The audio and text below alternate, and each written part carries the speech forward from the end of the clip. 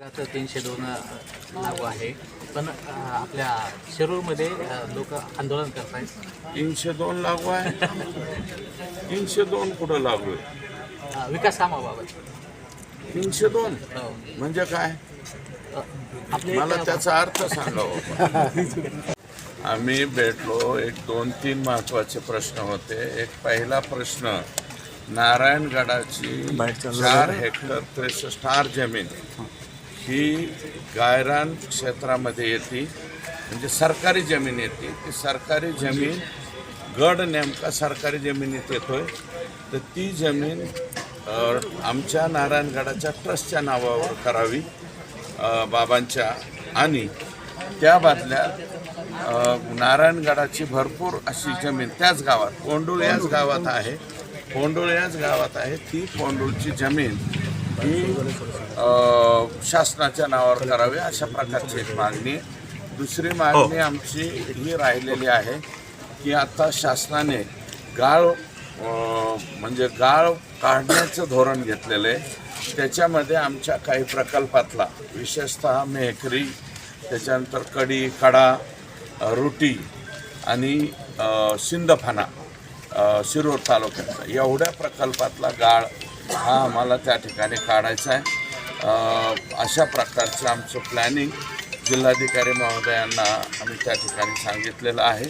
आणि त्यानंतर जे वेगवेगळे छोटे छोटे इश्यूज आहेत, बाकीचे मतदारसंघातले काही इश्यू होते त्याच्या संदर्भात, मेन म्हणजे गाळ काढण्याचं काम, दुसरं हे, आणि तिसरं जे माननीय नामदार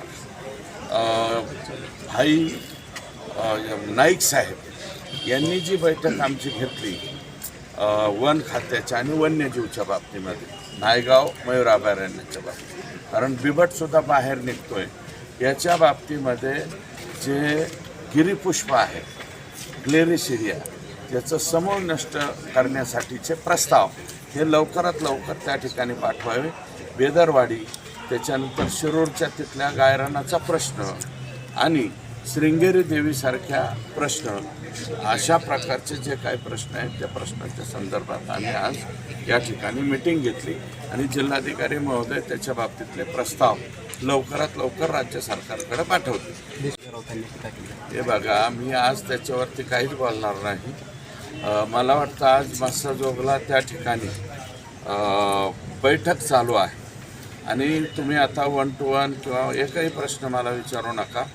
या प्रश्नाच्या संदर्भामध्ये परवा दिवशी मी बोलणार आहे 20 तारखेला, आणि मी ह्याच्यावरती पूर्वीच उत्तर दिलं होतं की संजय राऊत हे इंटरनॅशनल स्पीकर आहेत. इंटरनॅशनल स्पीकरवरती बोलण्या इतकी एवढी माझी लायकी नाही. आणि संतोष देशमुखचं प्रकरण असेल, त्याच्यानंतर कृषी विभागातला जो घोटाळा आहे त्याच्या बाबतीमध्ये मी परवा 20 तारखेला त्या ठिकाणी बोलेल. कारण आज मस्साजोगला ग्रामस्थांची बैठक आहे असं काहीतरी माझ्या कानावर आलं आहे. मस्साजोगकर काय म्हणतायत ते मी बघतो. आणि परवा शिवजयंती आहे, शिवजयंतीच्या दिवशी बाकीच्या गोष्टी नको, शिवजयंतीच्या दुसऱ्या दिवशी आम्ही त्या ठिकाणी बोलू.